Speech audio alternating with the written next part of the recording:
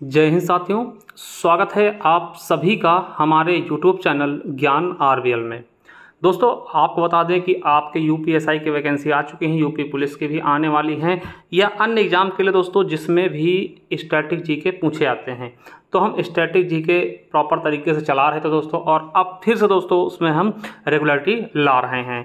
ठीक है, तो साथियों आज की हमारी क्लास होगी भारतीय कृषि। क्या दोस्तों, हम इंडियन एग्रीकल्चर के बारे में देखने वाले। उसके पहले मैं आपको बता दूं कि साथियों हम यूपी पुलिस यूपीएसआई जो 2025 के लिए स्टैटिक जीके 3.0 के नाम से क्लासेस ले रहे थे। हमने बताया था 24 क्लासेस 24 दिन, जिनमें साथियों आज हमारी क्लास पहुंच चुकी है 9वें नंबर पे। ठीक है, आपको बता दें हम क्या क्या पढ़ चुके थे दोस्तों।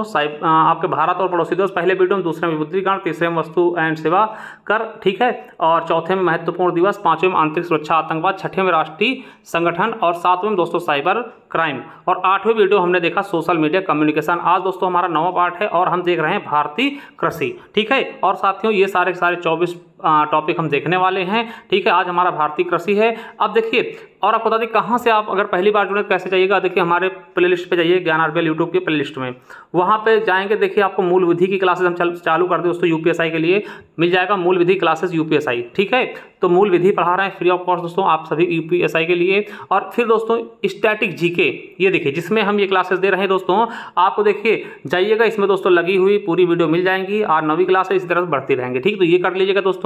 ठीक है, इसके बाद मेरा दोस्तों करंट अफेयर है, और ये देखिए संविधान यूपीएसआई लेवल के दोस्तों संविधान करा रहे हैं, इसे भी कर लीजिएगा। ठीक है, बहुत ही शानदार तरीके से। और दोस्तों आपको बता दें जिनको दोस्तों ये ई बुक है जिससे मैं पढ़ा रहा हूँ, ये 24 क्लास से पढ़ाऊंगा, वो ई बुक आपको मिल जाएगी 99 रुपीज़ दोस्तों। कैसे? ज्ञान आरबीएल ऐप को डाउनलोड करें। देखिए इतने सारे टॉपिक्स होंगे, ये आप देख सकते हैं। जैसे दोस्तों ज्ञान आरबीएल ऐप डाउनलोड करेंगे, उसके दोस्तों जाइएगा ई बुक्स वाले कॉलम में। ठीक है, ई बुक्स वाले कॉलम में जैसे जाएंगे दोस्तों, आप देखेंगे कि ये देखिए पहले दोस्तों आपको मिल जाएगा यूपीएसआई का मूल विधि बैच। ठीक है, पीडीएफ बैच होगा 2025 यूपीएसआई का। अभी दोस्तों इसकी कीमत है 199 रुपये, मगर अभी दोस्तों ऑफर प्राइस है, पहले 100 बच्चों के लिए दोस्तों 149 रुपये में आपको ये मिल जाएगा। देखिए इसमें दोस्तों धीरे धीरे करके मैं सारे अधिनियम डाल रहा हूँ। ठीक है, तो इसमें जैसे आप ले लेंगे दोस्तों, धीरे धीरे इसमें सारे अधिनियम पढ़ते रहेंगे। ठीक है, बहुत जल्द पूरे अधिनियम इसमें डाल दिए जाएंगे दोस्तों। इसे आप प्रिंट भी करवा सकते हैं बाहर निकलवा के। ठीक है, ये हो गया दोस्तों। इसके अलावा करंट अफेयर हो गया। ठीक है, और दोस्तों ये सब चीज़ें आएंगी, हिंदी की ई बुक्स मिल जाएंगी, हिंदी साहित्य मिल जाएगी, और उत्तर प्रदेश स्पेशल मिल जाएगी 50 रुपये में। ये है स्टैटिक जीके, जिससे मैं दोस्तों ये क्लासेस आपको करवा रहा हूँ, तो इसे ले सकते हैं 99 रुपये में लेकर के दोस्तों। इसे बाहर निकलवा के प्रिंट भी करवा सकते हैं ज्ञान आरबीएल ऐप से परचेज करके। देखिए ये है आपकी ई बुक्स में, इतने सारे टॉपिक्स आपको मिल जाएंगे। तो चलिए दोस्तों जाइए परचेज करिए। चलिए शुरू करते हैं क्लास को साथियों। ठीक है, इसका लिंक नीचे डिस्क्रिप्शन बॉक्स में मिल जाएगा। तो साथियों आज का हमारा प्यारा सा टॉपिक है भारतीय कृषि। चलिए भारतीय कृषि के बारे में हम आप सभी को बताते हैं। देखिए भारत की लगभग 55% जनसंख्या जो आजीविका है, ठीक है, उसकी जो आजीविका है मतलब जीने का सहारा है, वो किस पे डिपेंड है दोस्तों? कृषि पर डिपेंड है। और मैं आपको बताता हूँ कि भारत को हम कृषि प्रधान देश भी कहते हैं, इसीलिए कहते हैं। ठीक है, और आपको बता दें कि यह भारतीय अर्थव्यवस्था की रीढ़ है। क्या? भारतीय कृषि जो है वो भारतीय अर्थव्यवस्था की रीढ़ है दोस्तों, और दोस्तों बैकबोन है। आपको बता दें यही क्वेश्चन अभी आपका जो पेपर हुआ है लेटेस्ट एकदम, ठीक है, यूपी SSC पेट में पूछा गया था कि भारतीय अर्थव्यवस्था की रीढ़ किसे कहते हैं? तो कृषि को। ठीक है, चलिए अगर मैं दोस्तों कृषि की बात करूं तो नवपाषाण काल में आपको बता दें कि कृषि की शुरुआत होती है कृषि और पशुपालन की। ठीक है, याद रखिएगा नवपाषाण काल में कृषि और पशुपालन की दोस्तों शुरुआत होती है। ठीक है, और दोस्तों आपको बता दें कि मानव द्वारा सर्वप्रथम प्रयुक्त अनाज कौन सा है? ठीक है, मानव द्वारा सबसे पहले दोस्तों कौन सा अनाज प्रयोग में लाया गया दोस्तों? तो जौ। कौन सा? जौ लाया गया दोस्तों, यूपीपीसीएस 1997 में पूछा गया था। ठीक है, और वहीं दोस्तों बात कर लें कि कृषि के प्राचीनतम साक्ष्य कहाँ मिले दोस्तों? तो मेहरगढ़ पाकिस्तान में प्राचीनतम साक्ष्य मिले हैं। ठीक है, याद रखिएगा कि प्राचीनतम स्थायी जीवन के साक्ष्य भी मेहरगढ़ से मिलते हैं। SSC GD 2021 में पूछा गया है। मगर साथियों क्या दोस्तों? मगर साथियों अगर मैं बात कर लूं नवीनतम खोजों के अनुसार, ठीक है, तो यार कि ये दोस्तों जो आपका है ये पहले चलता था, मगर दोस्तों इसके बाद नवीनतम खोज जो है उनमें दोस्तों और भी चीजें पाई गई हैं कृषि संबंधी, जिसके बारे में बात कर रहे हैं। नवीनतम खोजों के अनुसार दोस्तों भारतीय उपमहाद्वीप में प्राचीनतम कृषि साक्ष्य वाला स्थल उत्तर प्रदेश के लहुरा देव में मिला है। लहुरा देव कहां पड़ता है? संत कबीर नगर जो जिला है दोस्तों, वहां पर मिले हैं, ठीक है, जहां 9000 से 8000 ईसा पूर्व के मध्य के चावल के साक्ष्य मिले हैं दोस्तों। यानी कि याद रखिएगा। अब दोस्तों नवीनतम अनुसार दोस्तों कहाँ हैं कृषि के साक्ष्य सबसे पुराने कहाँ मिल रहे हैं, तो दोस्तों संत कबीर नगर के लहुरा देव। मगर दोस्तों ऑप्शन में अगर यही मेहरगढ़ मिलता है दोस्तों मेहरगढ़ ही लगाइएगा, ये अगर नहीं है तो मेहरगढ़ ही से हो जाएगा, क्योंकि दोस्तों ये अपडेटेड है, ठीक है।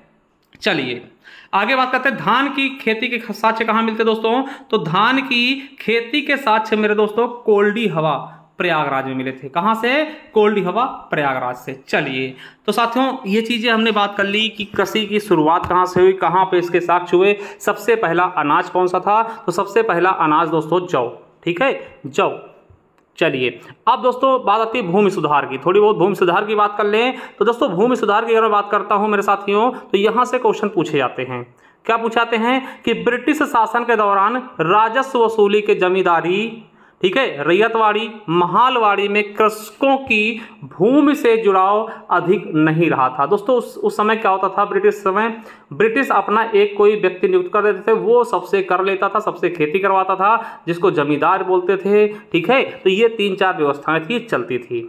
भूमिहीन मजदूरों की संख्या अधिक थी, मतलब ऐसे मजदूर ज़्यादा थे जिनके पास भूमि ही नहीं होती थी, कुछ ही लोगों के पास भूमि होती थी, ठीक है। चलिए दोस्तों यहां से जो एग्जाम में क्वेश्चन बनने वाला है कि नोट कर लीजिएगा कि जमींदारी प्रथा के उन्मूलन की पहल सर्वप्रथम कहां हुई, तो अपने प्यारे उत्तर प्रदेश में।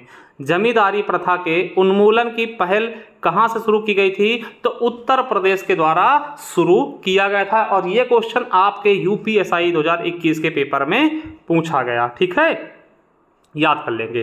वही दोस्तों भारत का पहला भूमि अधिग्रहण कानून 1894 में पेश किया गया था, याद रखेंगे। और मेरे दोस्तों सभी बंजर भूमि व खाली भूमि का सार्वभौमिक भूस्वामी कौन होता है, सरकार होता है।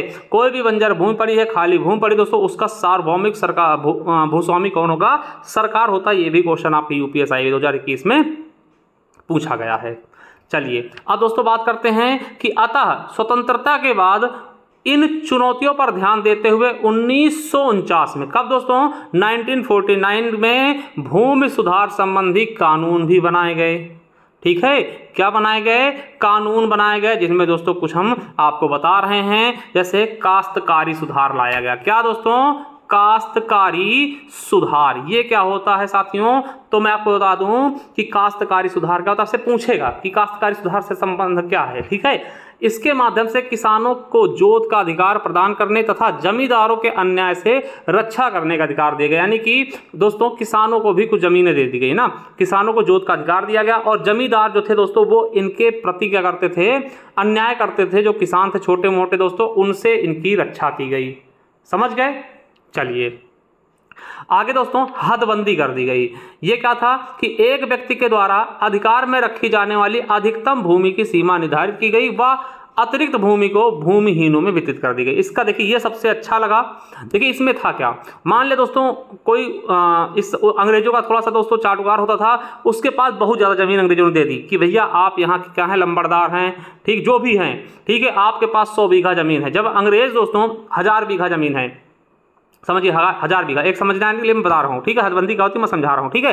1000 बीघा जमीन है। अब दोस्तों अंग्रेज छोड़ चले गए तो उसका तो आधिपत्य है ना कि हमारे पास तो 1000 बीघा जमीन है, हम क्यों देंगे। तो सरकार ने हदबंदी कर दी कि भैया, सरकार ने कहा कि एक व्यक्ति के पास, मतलब मैं एग्जाम्पल दे रहा हूँ, ये कितना डाटा कोई प्रमाणित नहीं है, ठीक है, वो आप देखिएगा, ठीक है, मैं एग्जाम्पल दे रहा हूँ। जैसे मान लिया इसके पास पहले 1000 बीघे जमीन थी, तो सरकार ने कहा कि भैया कोई भी व्यक्ति होगा उसके पास 100 बीघे से ज़्यादा जमीन नहीं हो सकती, 100 बीघे से जमीन ज़्यादा नहीं हो सकती। तो क्या होगा, तो इससे 900 बीघा जमीन क्या करेगी, सरकार ले लेगी। समझ गए, 900 बीघा जमीन सरकार ले लेगी। हमने बताया कि 1000 बीघा में से केवल 100 बीघा, किसी के पास भी 100 बीघा ज़्यादा जमीन नहीं हो सकती, तो 900 बीघा सरकार ने इससे ले लिया और उसके पास 100 बीघा बची। अब 900 बीघा क्या करेगी सरकार, कई लोगों में बांट देगी, जो जिनके पास नहीं थी जमीन उनको बांट देगी। तो इससे क्या हुआ कि दोस्तों जो भूमिहीन थे उनको जमीनें दे दी गई, उनके पास भी जमीनें आ गई, किससे छीनकर, जिनके पास बहुत ज़्यादा थी, ठीक है। तीसरी चकबंदी। चकबंदी क्या होती है दोस्तों, चकबंदी अभी भी दोस्तों चर्चित रहती है। जोत के आकारों को और छोटा होने से रोकना व भूमि को एकत्र कर बड़ी जोतों के माध्यम से सहकारी कृषि पर बल देना दोस्तों क्या कहलाता है? चकबंदी कहलाती है। क्या कहलाता है? चकबंदी। देखिए समझिए चकबंदी क्या होता है। मान ले दोस्तों एक किसान है,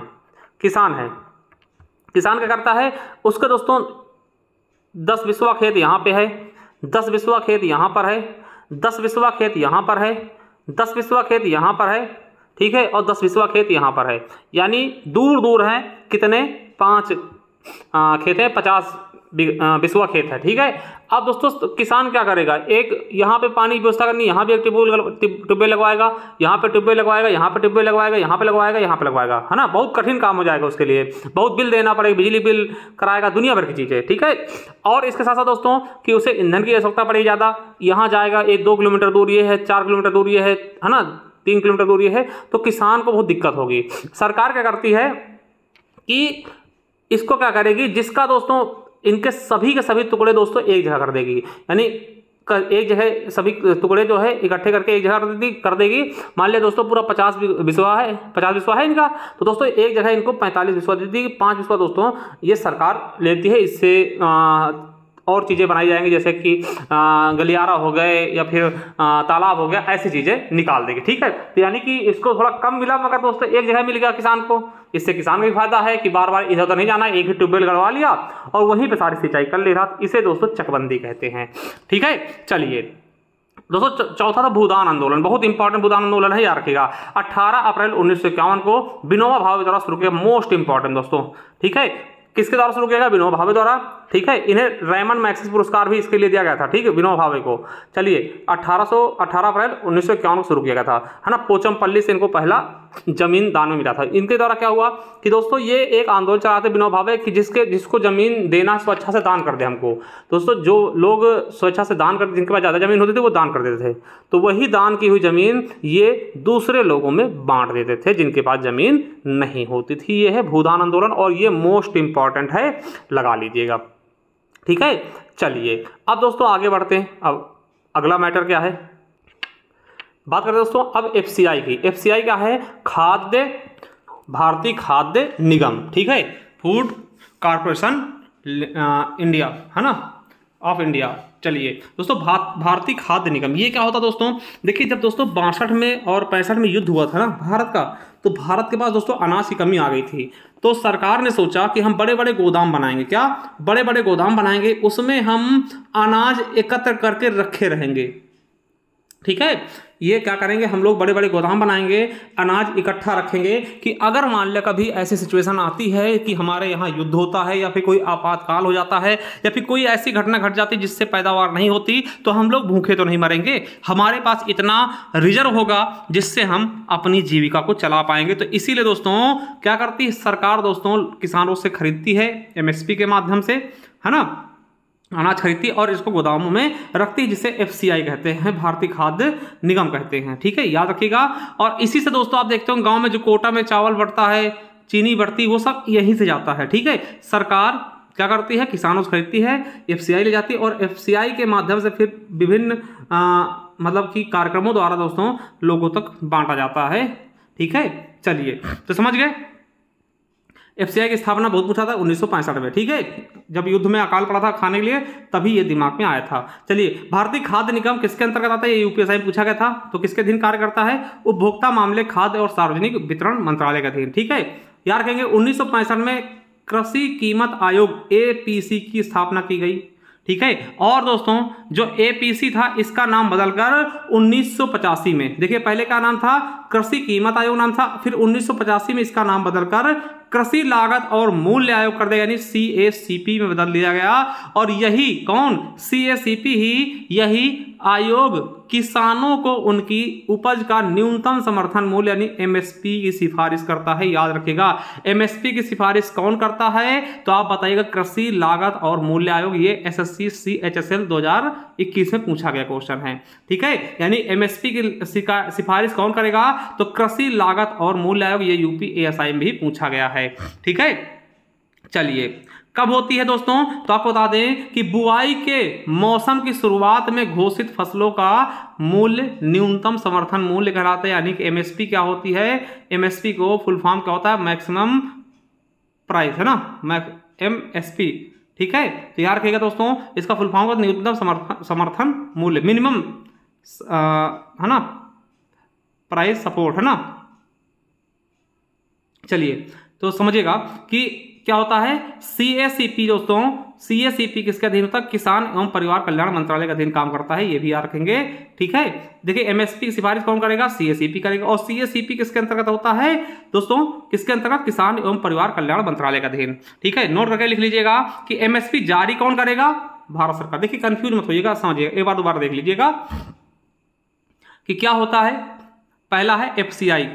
FCI में दोस्तों बड़े बड़े गोदाम होते हैं जहां पे अनाजों को इकट्ठा किया जाता है।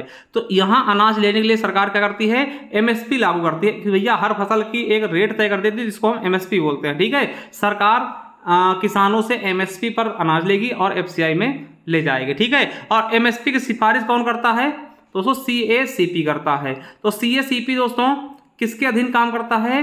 ठीक है, याद रखेगा CACP दोस्तों क्या करता है, समझिएगा। CACP क्या करता है दोस्तों? ये MSP की सिफारिश करता है। ठीक है, MSP की सिफारिश दोस्तों कौन करता है? CACP करेगा, ये क्वेश्चन पूछा गया। ठीक है, आपको बता दें, और CACP किसके अधीन आता है? किस मंत्रालय के अधीन? तो किसान एवं परिवार कल्याण मंत्रालय के अधीन। ठीक है, याद रखिएगा। और ये क्वेश्चन बहुत पूछाता है कि MSP कितने फसलों के लिए जारी होती है? तो MSP दोस्तों याद रखिएगा 23 नहीं 22। ठीक है, MSP दोस्तों 22 फसलों के लिए जारी होता है, तथा गन्ने के लिए दोस्तों MSP नहीं FRP जारी होता है, यानी उचित और लाभकारी मूल्य जारी किया था। दोस्तों आपसे पूछेगा कि कितने फसलों के लिए MSP? 22। तो गन्ने के लिए क्या? FRP। सरकार FRP किस फसल के लिए जारी करती? गन्ने के लिए। ठीक है, चलिए आपको बता दें कि गन्ने के उचित मूल्य एवं लाभकारी मूल्य, ठीक है, गन्ने के उचित एवं लाभकारी मूल्य यानी FRP की मंजूरी कौन देता है? तो आर्थिक मामले की कैबिनेट समिति द्वारा दी जाती है। उससे ये पेट 2023 में पूछा गया क्वेश्चन है। ठीक है, चलिए MSP की प्रणाली को पहली बार 1966-67 में, कब MSP की शुरुआत कब हुई थी? 1966-67 में गेहूं के लिए पेश किया गया था, बाद में इसे अन्य फसलों के लिए शामिल किया गया। अब वर्तमान में 22 फसलें शामिल है। ठीक है, चलिए आगे देखते हैं, नोट करके लिख लीजिएगा कि कृषि और प्रसंस्करण खाद्य उत्पाद निर्यात विकास प्राधिकरण एपेडा वाणिज्य और उद्योग मंत्रालय के अंतर्गत काम करता है। UPSI में पूछा गया है, कौन? एपेडा किसके अधीन? वाणिज्य और उद्योग मंत्रालय के अधीन। ठीक है, वही बात कर लें, भारतीय राष्ट्रीय कृषि सहकारी विपणन संघ लिमिटेड यानी कि नाफेड दोस्तों, यह नाफेड किसके लिए काम करता है? तो कृषि और किसान कल्याण मंत्रालय के अंतर्गत कार्य करता है। UPSI में पूछा गया है। ठीक है, चलिए वहीं एग्रीडेक्स की बात कर लें। एग्रीडेक्स AGRIDEX, एग्रीडेक्स क्या है? कृषि उत्पादों में व्यापार के लिए भारत का पहला कृषि वायदा सूचकांक है। भारत का पहला कृषि वायदा सूचकांक कौन सा है? तो एग्रीडेक्स है। दोस्तों याद रखिएगा, ये भी इंपॉर्टेंट है, UPSI में पूछा गया है। ठीक है, अभी दोस्तों आपके पेट में पूछ लिया गया 2025 के भी जो लेटेस्ट एग्जाम हुआ है, और यूपी पुलिस एग्जाम में पूछा गया था कि प्रथम कृषि नीति कब लाई गई थी? प्रथम राष्ट्रीय कृषि नीति कब? तो दोस्तों 28 जुलाई 2000 को घोषित की गई थी, संसद द्वारा पारित किया गया था। ठीक है, याद रखेंगे, ये डेट अभी पूछा गया लेटेस्ट एग्जामों में। ठीक है, हो सकता आगे भी पूछा जाए। इसका उद्देश्य क्या था? तो कृषि क्षेत्र में प्रतिवर्ष 4% से अधिक की वृद्धि दर हासिल करना व समग्र और सतत विकास करना। ठीक है, चलिए वही बात करते हैं कि प्रथम कृषि निर्यात नीति कब लाई गई, यानी AEP एग्रीकल्चर एक्सपोर्ट पॉलिसी, तो दिसंबर 2018 में भारत सरकार द्वारा लागू की गई। और इसका उद्देश्य क्या था? कृषि उत्पादों के निर्यात को बढ़ावा देना और 2022 तक कृषि निर्यात को $60 अरब तक बढ़ाना। ठीक है, चलिए कुछ दोस्तों कार्यक्रम जो थे, जैसे इनाम का मतलब होता है इसे, है ना, इनाम का फुल फॉर्म होगा नेशनल एग्रीकल्चर मार्केट, नाम से नेशनल, ए से एग्रीकल्चर, एम से मार्केट, है ना। तो इनाम का फुल फॉर्म क्या होगा? National agriculture market. ठीक है, इसकी शुरुआत कब होती है? 14 अप्रैल 2016 को प्रधानमंत्री द्वारा कृषि राष्ट्रीय बाजार के लिए ई-ट्रेडिंग प्लेटफॉर्म नाम से प्रायोगिक परियोजना का शुभारंभ किया गया। ठीक है, ये ई-ट्रेडिंग प्लेटफॉर्म थी कृषि बाजार के लिए। ठीक है, चलिए ई रकम क्या है? तो ई रकम क्या है? ई रकम का फुल फॉर्म होगा ई राष्ट्रीय किसान कृषि मंडी। आपको बता दें इसकी शुरुआत 1 अगस्त 2017 को केंद्रीय कृषि मंत्रालय ने किसानों को कृषि उत्पाद बेचने के लिए ई रकम पोर्टल का शुभारंभ किया। और आपको बता दें यह डिजिटल प्लेटफॉर्म है जहां किसान अपने कृषि उत्पादों को नीलामी के माध्यम से बेच सकते हैं। यूपीएसआई में पूछा गया 2017 में। ठीक है, प्रधानमंत्री सम्मान निधि योजना ये क्या है साथियों, ये वो चर्चित है, आपको पता होगा। इसकी घोषणा पीयूष गोयल ने 1 फरवरी 2019 को की थी। शुरुआत 24 फरवरी 2019 को गोरखपुर से नरेंद्र मोदी जी ने 2000 रुपए की पहली किस्त भेजकर हस्तांतरित करके इसकी शुरुआत की थी। आपको बता दें कि दोस्तों ये एक साल में 6000 रुपए आते 3 किस्तों में, 2-2000 की 3 किस्तों में सभी किसानों के अकाउंट में 6000 आते हैं, 2-2000 करके 3 बार में एक साल में। ठीक है, चलिए प्रधानमंत्री कुसुम योजना क्या है, तो दोस्तों ये आरआरबी एनटीपीसी पूछा गया। ये क्या है, कुसुम योजना क्या है, तो प्रधानमंत्री किसान ऊर्जा सुरक्षा एवं उत्थान महाअभियान। इसकी शुरुआत जुलाई 2019 में की गई। सौर ऊर्जा क्षमताओं का उपयोग करके किसानों की वित्तीय सुरक्षा प्रदान करना, यानी सौर पंप देना, ये प्रधानमंत्री कुसुम योजना के तहत है। आपसे पूछेगा कि सौर पंप बांटना दोस्तों किस योजना के अधीन था, तो प्रधानमंत्री कुसुम योजना। ठीक है, चलिए अब दोस्तों कांग्रेस कृषि सुधार नीति कब आती है, 1949 की अध्यक्षता किसने की थी, जेसी कुमारप्पा ने। ठीक, यूपीएसआई में पूछा गया। वहीं राष्ट्रीय किसान नीति 2007 में इसको मंजूरी मिलती, आरआरबी एनटीपीसी में पूछा गया। किसान क्रेडिट कार्ड योजना, केसीसी जिसको बोलते हैं, किसान क्रेडिट कार्ड योजना। ठीक है, ये अगस्त 1998 में इसकी शुरुआत हुई थी, यूपी पुलिस एग्जाम में पूछा गया है। ठीक है, चलिए कुछ महत्वपूर्ण हम पौधे देखते हैं जो जहां पे उगते हैं उनको क्या बोलते हैं। ठीक है, जैसे दोस्तों जीरोफाइट्स, जीरोफाइट किसको बोलते हैं, जीरोफाइट पौधे कौन से होते हैं, वो पौधे जो मरुस्थलीय क्षेत्र में पाए जाने वाली वनस्पतियों को हम जीरोफाइट, जैसे दोस्तों कैक्टस हो गए ना, ये सब क्या है, जीरोफाइट्स। ठीक है, मरुस्थल में उगने वाले पौधों को हम जीरोफाइट्स कहते हैं, और ये यूपी SSC वीडियो एग्जाम में पूछा गया। ठीक है, हाइड्रोफाइट क्या होते हैं, जल की ऊपरी सतह पर उगने वाली वनस्पति, जल की ऊपरी सतह जैसे कि सिंघाड़ा, जलकुंभी। ठीक है, ये क्या हो गया, हाइड्रोफाइट, पानी पर तैर के, ठीक है, तैरने वाले। चलिए हाइग्रोफाइट क्या होते हैं दोस्तों, देखिए यहाँ ड्रो है, यहाँ ग्रो है। हाइग्रोफाइट क्या होता है, अधिक आर्द्रता वाले क्षेत्र में पाई गई वनस्पतियां हाइग्रोफाइट कहलाती है। टोपोफाइट क्या होते हैं, उष्णकटिबंधीय क्षेत्रों के वन और घास वाली, ये क्या होती है दोस्तों, ट्रोपोफाइट होती हैं। मेसोफाइट किसे कहते हैं, शीतोष्ण, जहां दोस्तों शीत और उष्ण दोनों होता है, कटिबंधीय टैगा वनस्पतियों को हम मेसोफाइट कहते हैं। क्रायोफाइट क्या होते हैं, शीत कटिबंधीय टुंड्रा प्रदेशों जैसे लाइकेन और काई, दोस्तों ये क्रायोफाइट होते हैं। हेलोफाइट क्या होते हैं, नमकीनी मिट्टी यानी कि खारे पानी में दोस्तों, जैसे कि कहां पर, खारे पानी कहाँ पे दोस्तों, जहाँ पे ताज़ा पानी समुद्र में मिलता है दोस्तों, तो यहाँ खारा पानी होता है, जहाँ पे मैंग्रोव वन बोलते हैं दोस्तों इनको, तो ये दोस्तों वहाँ पे इनको हेलोफाइट बोलते हैं। लिथोफाइट क्या होते हैं, कठोर चट्टानों पर उगने वाली वनस्पतियों को हम लिथोफाइट कहते हैं। दोस्तों आपने देखा होगा कि कहीं कहीं चट्टानों पर भी, कठोर चट्टानों पर भी वनस्पतियाँ उगी रहती हैं। ठीक है, पायरोफाइट क्या होते हैं, अग्निरोधी वनस्पति जैसे सवाना क्षेत्र। ठीक है, ये क्या है, पायरोफाइट। चलिए अब बात करते हैं सिंचाई की, तो भारत में सिंचाई के तरीके क्या हैं, तो सर्वाधिक सिंचित राज्य कौन क्षेत्रफल में, दोस्तों उत्तर प्रदेश से, यूपीएसआई पूछा गया। और दोस्तों सर्वाधिक सिंचित राज्य प्रतिशत के हिसाब से पंजाब है। आपको बता सूक्ष्म सिंचाई योजना क्या है, तो सूक्ष्म सिंचाई योजना दोस्तों जनवरी 2006 में कृषि और सहकारिता विभाग कृषि मंत्रालय द्वारा शुरू किया गया था। ये यहाँ पे यूपी पुलिस एग्जाम में पूछा गया था, सूक्ष्म सिंचाई योजना। ठीक है, चलिए अब बात करते हैं सिंचाइयों की, तो भारत में सबसे ज्यादा सिंचाई किससे होती है, कुएं और ट्यूबवेल से लगभग 55.9%। याद रखिएगा, कुएं और ट्यूबवेल सबसे ज्यादा सिंचाई होती है। भारत में सर्वाधिक प्रचलित सिंचाई कौन सी है, कुएं और ट्यूबवेल, दोस्तों यूपीएसआई में पूछा गया।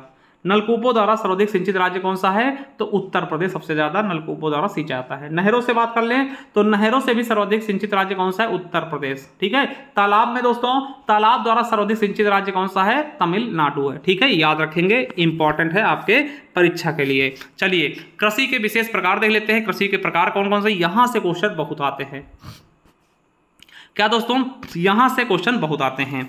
विटीकल्चर, विटीकल्चर, ठीक है, विटीकल्चर दोस्तों क्या होता है, विटी अंगूरों के उत्पादन से, यूपी पुलिस में पूछा गया, आरआरबी एनटीपीसी में पूछा गया। ठीक है, अब दोस्तों आपको पता है विटीकल्चर, विटी से विस्की, देखिए कहते हैं ना कि अंगूर से क्या होता है दोस्तों, कहते हैं शराब बनती है, विस्की, तो विटी से विस्की याद रख लेंगे, जैसे भी आपको याद रखना है रख लीजिए दोस्तों, थोड़ा सा मैं ये चीजें बता रहा हूँ। ठीक है, अब दोस्तों पिसीकल्चर, पिसीकल्चर क्या होती है, मछली पालन समझ दो। देखिए मछली बनाने के लिए क्या करते हैं, मसाला को पीस के बनाते हैं दोस्तों, ज्यादा अच्छा लगता है सिलवट पे ना दोस्तों। पिसीकल्चर, पीसे किसके लिए मसाला, मछली बनाने के लिए। वैसे दोस्तों मैं तो वेजिटेरियन हूँ तो इतना ज़्यादा मत करिएगा।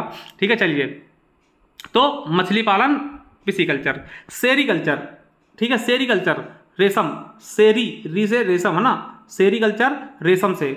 हॉर्टिकल्चर, क्या हॉर्टिकल्चर दोस्तों आपको बता दें कि हॉर्टिस दोस्तों हर्ट याद रखेंगे, हर्ट के लिए दोस्तों अच्छी, अगर आपको जीना फलों को आप खाना चाहिए ना, हर्ट मतलब हृदय के लिए अच्छे फल खाने चाहिए, तो फलों का उत्पादन का संबंध किससे होगा, हॉर्टिकल्चर दोस्तों यूपी पुलिस में पूछा गया है। और देखिए ऑल्वी कल्चर दोस्तों जैतून की खेती से, किससे, जैतून की खेती से। एपीकल्चर मधुमक्खी शहद पालन से, है ना, मधुमक्खी पालन इसे शहद निकाला दोस्तों, आरआरबी एनटीपीसी पूछा गया। एपीकल्चर। फ्लोरीकल्चर दोस्तों फूलों से, फ्लोरी फूलों से। सिल्वीकल्चर दोस्तों इंपॉर्टेंट है, वनों के संरक्षण यानी वन खेती का विज्ञान क्या कहलाता है, सिल्वीकल्चर दोस्तों, ये आपके वीडियो में पूछा गया क्वेश्चन है तो जाते हैं इसमें।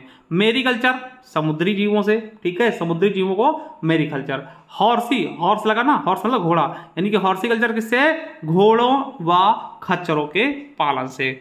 वर्मीकल्चर दोस्तों, ठीक है, वर्मी कल्चर लिख लीजिएगा, वर्मा कल्चर लिखा, वर्मी कल्चर ना दोस्तों। वर्मी कल्चर किससे है, केचुआ पालन से, आरआरबी एनटीपीसी में पूछा गया। मोरीकल्चर, मोरीकल्चर रेशम कीट हेतु शहतूत की खेती दोस्तों, रेशम कीट के पालन को मोरीकल्चर। पोमोलॉजी दोस्तों फल विज्ञान को, फल की खेती, फल विज्ञान को पोमोलॉजी बोलते हैं, ठीक है, ये चीज समझ गए। चलिए अब दोस्तों खेती के प्रकार देख ले, ठीक है, खेती के प्रकार देख ले दोस्तों, कई प्रकार की खेतियां होती है, थोड़ा बहुत उनके बारे में भी हम आज बता दें आपको। तो दोस्तों खेती के प्रकार देखें तो दोस्तों एक झूम खेती बहुत फेमस है, यहां से बहुत क्वेश्चन पूछे जाते हैं, बहुत ज्यादा। झूम खेती क्या होती है, इसे पूर्वोत्तर भारत में स्थानांतरणशील कृषि कहा जाता है, जैसे असम, मेघालय, नागालैंड, मिजोरम में, ये पूर्वोत्तर भारत में खेले जाते हैं। देखिए झूम खेती क्या होती है, ये दोस्तों जनजातियां होती हैं, क्या करती हैं, ये झूम झूम की खेती करती है। झूम खेती मतलब झूम झूम के कहते हैं, लेकिन आज यहाँ कल वहाँ है ना। ये लोग क्या करते हैं दोस्तों, एक जगह जाएंगे, ठीक है, जाएंगे किसी जंगल देखेंगे दोस्तों, जंगल काटेंगे और उसी में आग लगाएंगे, वहाँ रुकेंगे, खेती करेंगे, खाएंगे पिएंगे, ठीक है, फिर वहाँ से छोड़ के चले जाएंगे, फिर आगे जाएंगे, ठीक है, वहाँ पे दोस्तों जहाँ जंगल होगा जंगल काटेंगे, उसको जलाएंगे, वहाँ खेती करेंगे, खाएंगे पिएंगे, फिर चल देंगे, फिर आगे जाएंगे, फिर दोस्तों वहाँ काटेंगे, वहाँ जलाएंगे, फिर दोस्तों वहाँ खेती करेंगे, फिर चल देंगे, ठीक है। इसीलिए दोस्तों ये मतलब झूम खेती क्यों बोले, क्योंकि झूम झूम की खेती कर रहे हैं, इधर गए फिर उधर गए फिर उधर गए। इसी को दोस्तों, इसी को और के नाम जानते हैं, काटो और जलाओ। काटो जलाओ क्यों कहते हैं, क्योंकि दोस्तों ये पेड़ काटते हैं, जलाते हैं, जंगल काटते हैं, जलाते हैं और आग लगा के खाना वाना बना के खा के चले जाते हैं ना। बुश फेलो कृषि कहते हैं। कर्तन दहन, काटते और दहन करते फिर प्राण लेते हैं। स्लैम एंड बर्न, है ना, काटना और बर्न जला देना। आदिम निर्वाह कृषि, इतने नामों से इसको जानते हैं, याद रखेगा, एसएससी सीएचएसएल में पूछा गया है। देखिए अब इसी खेती को और भी लोग करते हैं, वहां किस जगह क्या कहते हैं, तो मध्य प्रदेश में झूम खेती को दहिया या वेबर कहते हैं, ये क्वेश्चन आपको यूपी पुलिस में पूछा गया, आरआरबी एनटीपीसी में पूछा गया। मणिपुर में पामलू कहते हैं। झारखंड में कुरूल या कुआरा कहते हैं, ये देखिए एसएससी सीजीएल 2021, एसएससी जीडी 2021 में पूछा गया है, ठीक है, कि झूम खेती को झारखंड में क्या कहते हैं। केरल में पूनम या पोड़म कहते हैं और पश्चिमी घाट में इसको कुमारी कहते हैं। तो ये झूम खेती आप समझ गए होंगे। चलिए रोपण खेती क्या होती है, रोपण खेती रोपना, ठीक है। देखिए ऐसे बागान जहां बिक्री के लिए नगद फसल उगाई जाती है उसको हम रोपण खेती कहते हैं। नगद खेती जानते क्या होता है, जो नगद पैसे दे। अब आप धान दोस्तों लगाएंगे, धान नगद पैसे नहीं देगा, इसको आप खाने के लिए रखेंगे, ठीक है। आपने क्या किया, चाय लगा दी, चाय दोस्तों तुरंत पैसे देगी। गन्ना लगाए, गन्ना क्या नगद पैसे देगी ना, तो उसको नगदी या वाणिज्यिक खेती कहते हैं, रोपण खेती को ना। तो दोस्तों इन्हें ही जो रोपण खेती है ये रोपी जाती है, ठीक है, इसे नगदी और वाणिज्यिक खेती कहते हैं, ठीक है। जैसे रबर हो गया, कोको हो गया, चाय हो गया, कहवा हो गया, पटसन हो गया, कपास हो गया, गन्ना हो गया, जिसको हम दोस्तों एकत्र नहीं करते, ठीक है, बेचने के लिए ही मुख्यतः हम लगाते हैं। अब क्या है दोस्तों, धान लगाएंगे, धान तो अपने खाने के लिए भी रखेंगे, गेहूं खाने के लिए रखेंगे, मगर दोस्तों गन्ना लगाएंगे, गन्ना खाने के लिए नहीं रखेंगे, ठीक है, उसको बेचने के लिए ही हमारा मोटो बेचना ही होता है, ठीक है। चलिए रेचिंग खेती क्या होता है दोस्तों, ये भी याद रखेंगे। रेचिंग खेती क्या होती है, इस कृषि प्रणाली को प्राकृतिक वनस्पतियों पर, ठीक है, वनस्पति पर विभिन्न प्रकार के पशुओं जैसे भेड़, बकरी, गाय आदि को चराना ही रेचिंग खेती कहलाती है। ये विदेशों में होती है, जिसे कहते हैं सऊदी में बकरी चरा हुआ है तो रेचिंग कृषि कर रहे हैं, यानी कि भेड़ बकरी पाल के उसको चरा रहे हैं, ठीक है। कार्बनिक खेती क्या होती है, जिसको ऑर्गेनिक भी बोलते हैं। इस खेती में रासायनिक उर्वरकों, कीटनाशकों का प्रयोग नहीं किया जाता है, ठीक है, इसे कार्बनिक खेती कहते हैं। कार्बनिक खेती जनक कौन है, अल्बर्ट हावर्ड है। नोट कर लिख लीजिएगा दोस्तों, सिक्किम भारत का प्रथम पूर्ण जैविक राज्य है जहां रासायनिक उर्वरकों का प्रयोग पूरी तरह से पूरी तरीके से क्या है, प्रतिबंधित है, ठीक है। जीरो फार्मिंग दोस्तों ये समझिएगा, जीरो फार्मिंग क्या होता है। जीरो फार्मिंग का मतलब होता है जिसमें पैसे ना लगे, ठीक है। जैविक खेती से उर्वरक व कीटनाशकों का इस्तेमाल नहीं करने से मृदा धीरे धीरे क्या होती है, जीरो फार्मिंग हो जाती है दोस्तों।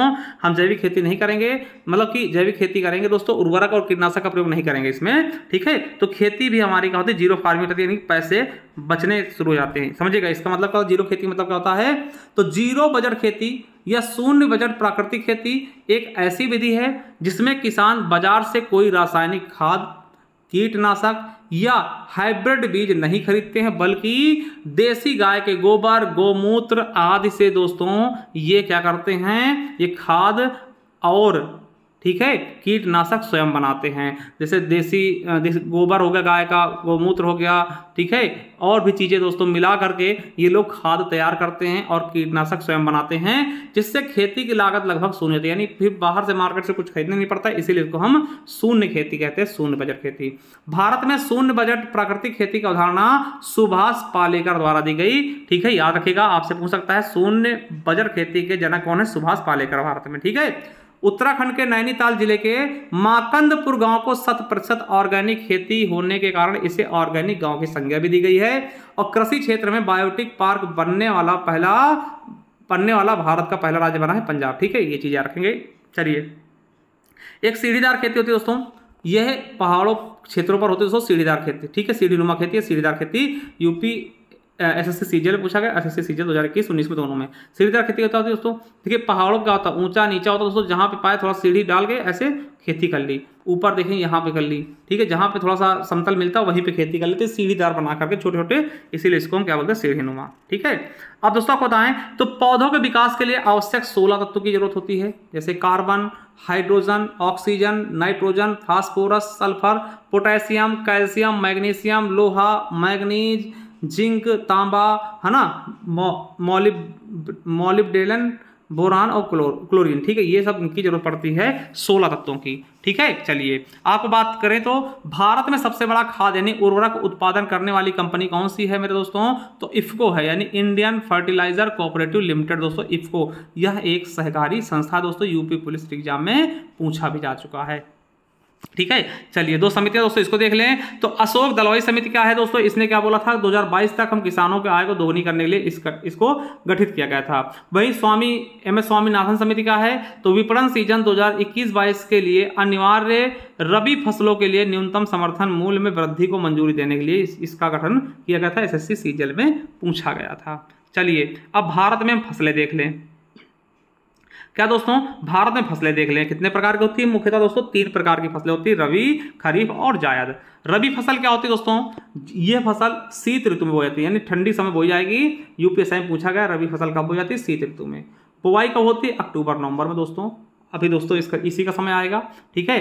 फिर दोस्तों इसकी कटाई गर्मियों में होती है, मार्च अप्रैल मई के आसपास, ये देखिए यूपी पुलिस एग्जाम में पूछा गया, ठीक है। बुआई अक्टूबर नवंबर और कटाई मार्च अप्रैल मई तक, ठीक है।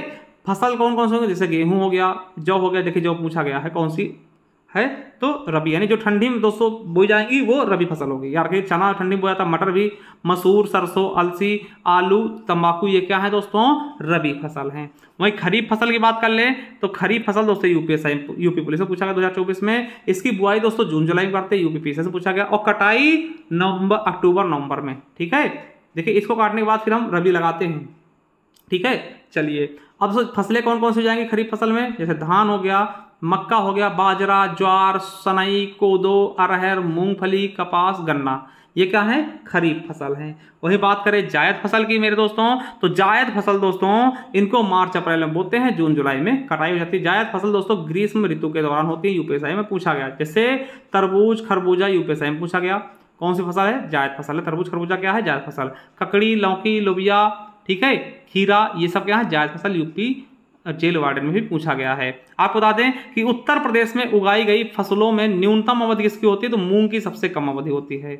नोट करके लिख लीजिएगा कि तिल क्या है दोस्तों, यूपीपीएससी से पूछा गया दोस्तों, है ना। तिल क्या है, तो तिल उत्तर में खरीफ फसल है और दक्षिण में रबी की फसल होती है दोस्तों। ये आपके लिए बहुत इंपॉर्टेंट है, एसएससी एमटी से पूछा गया। जो तिल होता है ना, उत्तर भारत में क्या होता है, खरीफ फसल होती है, और दक्षिण भारत में ये रबी की फसल कहलाती है, ठीक है। चलिए फसलों का चक्रीकरण की बात कर ले, क्या होता है, तो फसलों के चक्रीकरण किसे कहते हैं दोस्तों। देखिए यूपी पुलिस एग्जाम 2024 में पूछा गया, मिट्टी की उर्वरता बनाए रखने के लिए एक ही भूमि पर क्रमिक रूप से विभिन्न फसलों को उगाना।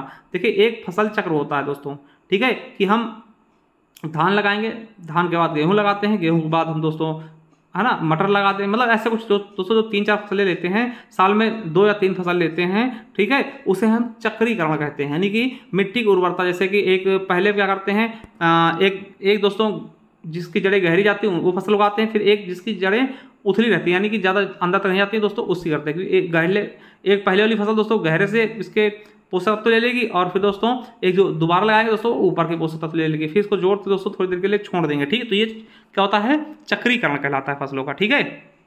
चलिए प्रमुख फसलें देख लें, और प्रमुख फसलों दोस्तों मुख्यतः उत्तर प्रदेश का देखेंगे, ठीक है। चलिए उत्तर प्रदेश की मुख्यतम तिलहन फसल राई और सरसों दोस्तों, ये यूपीपीएससी हेल्थ इंस्पेक्टर में पूछा गया है, ठीक है। चलिए अब दोस्तों बात करते हैं गेहूं की।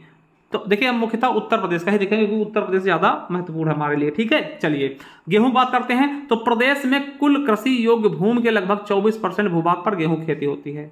गेहूं के लिए मिट्टी कौन सी है, दोमट मिट्टी, दरोगा परीक्षा में पूछा गया, वन दरोगा में पूछा गया 2023 में, ठीक है। गेहूं उत्पादन में उत्तर प्रदेश का भारत में सर्वप्रमुख उत्पादक है, ठीक है, किसके, उत्तर प्रदेश। अब कहेंगे सर पंजाब है, पंजाब नहीं, देखिए पंजाब प्रति हेक्टेयर की दर से सबसे ज्यादा उत्पादित करता है, मगर सबसे ज्यादा गेहूं कहां होता है, उत्तर प्रदेश में, ठीक है। आई होप क्लियर हो गया होगा। चलिए उत्तर प्रदेश की प्रमुख खाद्यान्न फसल है, बिल्कुल सही, प्रमुख खाद्यान्न फसल है। वर्षा इसके लिए 50 से 75 सेंटीमीटर चाहिए।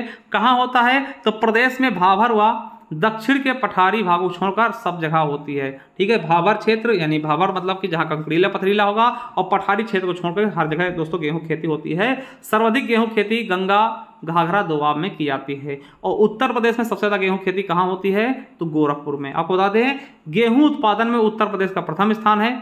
2021-22 के अनुसार दोस्तों देश का 32.42% गेहूं अकेले उत्पादित किया, ठीक है। वहीं बात कर लें कि दोस्तों गेहूं उत्पादन प्रति हेक्टेयर की दर से दोस्तों पंजाब प्रथम है, और सरबती गेहूं मध्य प्रदेश को दोस्तों जीआई टैग भी 2023 अप्रैल में मिला था। चलिए चावल दूसरा फसल क्या है, चावल। चावल की बात कर ले मेरे साथियों, तो दोस्तों चावल की अगर बात करूं तो उत्तर प्रदेश की कुल कृषि योग्य भूमि के 18% भाग पर चावल खेती होती है। चिकनी, इसके लिए कौन सी मिट्टी चाहिए, चिकनी मिट्टी, चिकनी व उपजाऊ मिट्टी, गर्म जलवायु होना चाहिए। वर्षा दोस्तों 75 से 125 सेंटीमीटर तक होना चाहिए। बोते समय तापमान 20 डिग्री सेंटीग्रेड होना चाहिए, ठीक है, तथा पकते समय दोस्तों 27 डिग्री सेंटीग्रेड, ठीक है। आपको बता दें चावल खेती मुख्यतः तराई क्षेत्र, जहां दोस्तों बारिश होगी, तराई क्षेत्र और पूर्वी उत्तर प्रदेश में की जाती है। भारत में सर्वाधिक चावल खेती होती है, याद रखेंगे भारत में सर्वाधिक चावल खेती चावल की ही होती है, ठीक है। अगर पूरे भारत की बात करें तो सबसे ज्यादा चावल ही उगाया जाता है, ठीक है। चावल खेती भारत के दक्षिण राज्यों में वर्ष भर होती है, यानी तमिलनाडु में दोस्तों उल्टे मानसून की वजह से हमेशा होती है, ठीक है। एसएससी CHSL में पूछा गया क्वेश्चन है, ठीक है ये। और चावल उत्पादन में पश्चिम बंगाल के बाद दूसरा स्थान उत्तर प्रदेश का दोस्तों यूपीएसआई में पूछा गया है, ठीक है। चलिए देखिए सिद्धार्थ नगर का काला नमक चावल बहुत प्रसिद्ध है, इसके लिए जीआई टैग भी दिया गया, याद रखिएगा दोस्तों। सिद्धार्थ नगर का काला नमक चावल एक जिला एक उत्पाद भी है, जीआई टैग भी मिला है, ठीक है। तो यूपी पुलिस में पूछा गया, मंडी परिषद में पूछा गया, काला नमक चावल कहाँ का प्रसिद्ध है, सिद्धार्थ नगर का। वहीं आदम चीनी चावल दोस्तों चंदौली का, इसे जीआई टैग 2023 में मिला है। खामती चावल अरुणाचल प्रदेश दोस्तों, इसे अक्टूबर 2023 में जीआई टैग दिया गया है। काला जीरा चावल दोस्तों उड़ीसा का, इसे सितंबर 2023 में जीआई टैग मिला है। मरचा चावल दोस्तों बिहार का है, इसे अप्रैल 2023 में जीआई टैग दिया गया। और नागरी दुबराज चावल दोस्तों छत्तीसगढ़ का, जिसे अप्रैल 2023 में जीआई टैग दिया गया। चलिए बात आती गन्ने की, तो गन्ने की बात करें, गन्ने के लिए दोस्तों चिकनी मिट्टी 20 से 26 सेंटीग्रेड दोस्तों तापमान, 100 से 200 सेंटीमीटर वर्षा की आवश्यकता होती है, मतलब इसे मतलब पानी ज़्यादा चाहिए गन्ने को, ठीक है। उत्तर प्रदेश को शक्कर का प्याला कहते हैं, यूपीपीएससी से पूछा गया, ठीक है, याद रखेंगे। और तो प्रदेश के कुल कृषि योग्य क्षेत्र के लगभग 13% भूभाग पर गन्ने खेती होती है। गन्ने की खेती मुख्यतः तराई क्षेत्र व गंगा यमुना के दोआब के क्षेत्र में होती है। और गंगा देखिए गन्ना उत्पादन में उत्तर प्रदेश का प्रथम स्थान है, यूपीएसआई 2017 में पूछा गया। और गन्ना उत्पादन प्रति हेक्टेयर तमिलनाडु प्रथम है, ठीक है। और गन्ना देखिए गन्ना उत्तर प्रदेश सर्वाधिक नगदी व वाणिज्यिक फसल है, जो नगद बेचने के लिए किया, तो वो सबसे ज्यादा क्या है, गन्ना। उत्तर प्रदेश की प्रमुख वाणिज्यिक फसल, नगदी फसल व क्या है, व्यवसायिक फसल क्या है, गन्ना है दोस्तों। ये क्वेश्चन देखिए कई बार पूछे गए हैं, आपसे पूछे उत्तर प्रदेश का वाणिज्यिक फसल क्या है, गन्ना है। उत्तर प्रदेश का सर्वाधिक नगदी फसल क्या है, गन्ना है। व्यवसायिक फसल क्या है, गन्ना है, ठीक है, हर जगह गन्ना बता देना। चलिए चना की बात करते हैं, तो इसके लिए 30 से 40 सेंटीमीटर वर्षा, 15 से 25 डिग्री तापमान की आवश्यकता होती है और इसकी खेती मुख्यतः बुंदेलखंड में होती है। उत्तर प्रदेश के सर्वाधिक क्षेत्रफल पर उगाई जाने वाली दलहन फसल क्या है? चना। सबसे ज्यादा अगर क्षेत्रफल पर कोई दलहन उगाई जाती है, दाल उगाई जाती है, तो चना है। यूपीपीएससी से पूछा गया है। सरसों की बात कर लें तो प्रदेश में इसकी खेती स्वतंत्र रूप से या तो गेहूं, मटर एवं जौ के साथ मिश्रित करके कराई जाती है ना, मतलब ज्यादातर ये मिला के करते हैं कि गेहूं के साथ थोड़े 2-4 पेड़ लगा दिए, मटर के साथ लगा दिए, जौ के साथ मिश्रित करके हम सरसों उगा लेते हैं। ठीक है, पूरे प्रदेश में इसकी खेती की जाती है, परंतु मध्य एवं पश्चिमी प्रदेश में विशेष तौर पर इसकी खेती होती है। मक्के की बात कर लें, मक्का उत्पादन में उत्तर प्रदेश का तीसरा स्थान है। ये दोस्तों मेरठ, फर्रुखाबाद, गाजियाबाद, एटा, गोंडा, बुलंदशहर, बहराइच, जौनपुर, फिरोजाबाद, मैनपुरी आदि जिलों में पाई जाती है। दोस्तों ये पश्चिमी जिलों में ज़्यादा पाई जाती है। ठीक है, मक्के खेती ज़्यादा होती है। चलिए, बाजरा प्रदेश के शुष्क जलवायु वाले क्षेत्रों में दोस्तों जहां लगभग 50 सेंटीमीटर वर्षा होती है वहां होती है। राष्ट्रीय बाजरा दिवस दोस्तों 2018 घोषित किया गया। भारत के अनुरोध पे 2023 को अंतर्राष्ट्रीय बाजरा दिवस चुना गया था, ये भी याद रखेंगे। और दोस्तों बाजरा खेती आपके आगरा, मथुरा, बदायूं, अलीगढ़, मुरादाबाद, एटा, फिरोजाबाद, मैनपुरी, इटावा, शाहजहांपुर, प्रतापगढ़, गाजीपुर में होती है। वहीं मैं कपास की बात करूं साथियों, प्रदेश में छोटे रेशे की अधिक व लंबे रेशे कम कपास उगाई जाती है और ये प्रदेश के गंगा यमुना दोआब, रोहलखंड, बुंदेलखंड क्षेत्रों में सिंचाई के सहारे इसकी खेती की जाती है। और कपास के लिए काली मिट्टी का प्रयोग करते हैं। काली मिट्टी को हम कपासी मिट्टी कहते हैं। ठीक है, कपास मेन होता ही है काली मिट्टी में ही। ठीक है, याद रखेंगे, ये इंपॉर्टेंट है। कपास के लिए उपयुक्त मिट्टी कौन? काली मिट्टी। ठीक है, उत्तर प्रदेश के आगरा जिले में कपास की स्वदेशी किस्म की बुआई व उपयुक्त समय अप्रैल का पहला पखवाड़ा है। ये लोअर पीस एग्जाम में पूछा गया है। चलिए पटसन की बात कर लेते हैं तो तराई क्षेत्र व गंगा घाघरा के दोआब में इसकी खेती की जाती है। इसका प्रयोग रस्सी बटने के लिए क्या आता है? रस्सी बनाने के लिए। ठीक है, याद रखेंगे। बहराइच, महाराजगंज, गोंडा, देवरिया, सीतापुर, खीरी में इसकी खेती की जाती है मुख्य रूप से। ठीक है, पटसन के उत्पादन के लिए किसानों की सुविधा के लिए दोस्तों पाट मित्रों एप्लीकेशन वस्त्र मंत्रालय द्वारा लॉन्च किया गया। ये यूपीएससी में पूछा भी गया था। आपको यहाँ पे याद रखना कि जूट को दोस्तों सुनहरा रेशा, गोल्डन फाइबर भी कहते हैं, जो नायलॉन द्वारा प्रतिस्थापित किया जा रहा है। दोस्तों यूपीएससी में पूछा गया। चलिए, अरहर दोस्तों तुअर भी कहते हैं। ये क्वेश्चन आपके यूपी पुलिस में पूछा गया था। इसकी खेती मुख्यतः बुंदेलखंड में की जाती है। इस फसल को पानी की आवश्यकता कम होती है। ठीक है, इसे तूर कहते हैं। ये क्वेश्चन पूछा गया। मूंगफली, इसकी खेती बलुई क्षेत्र में होती है, जैसे सीतापुर, हरदोई, एटा, बदायूं, मैनपुरी और मुरादाबाद के आदि जिलों में थोड़ी बहुत खेती इसकी होती है। अफीम की बात कर लें तो प्रदेश में अफीम का सबसे बड़ा उत्पादक जिला बाराबंकी है और दोस्तों इसकी खेती बाराबंकी और गाजीपुर में होती है।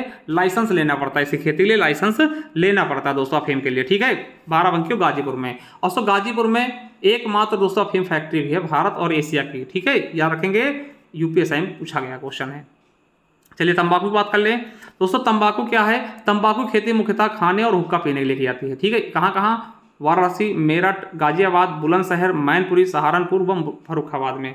सोयाबीन दोस्तों बुंदेलखंड क्षेत्र में यूपीपीएससी आरओआर में पूछा गया और ये दोस्तों मुख्यतः मध्य प्रदेश में। ठीक है, इसको सोया प्रदेश भी कहते हैं, इसलिए मध्य प्रदेश को एएलपी में पूछा गया। चलिए फसलों के जन्म स्थान की बात कर ले, कहाँ जन्मे हैं? जैसे भारत में गन्ने का आविष्कार हुआ। गन्ना, ज्वार, मूंग, अरहर, उड़द ये भारत के हैं। चीन में किसका आविष्कार हुआ? जौ है ना, सोयाबीन, चाय, मसूर की। अफ्रीका से बाजरा आया दोस्तों। ब्राजील से कहवा और रबर आया। अमेरिका से अमरूद और तरबूज है ना, तंबाकू दक्षिण अमेरिका से। ठीक है, मैक्सिको से मक्का मध्य अमेरिका से और इथोपिया की कॉफी है। ठीक है, याद रखें दोस्तों, यूपीएससी में पूछा गया है।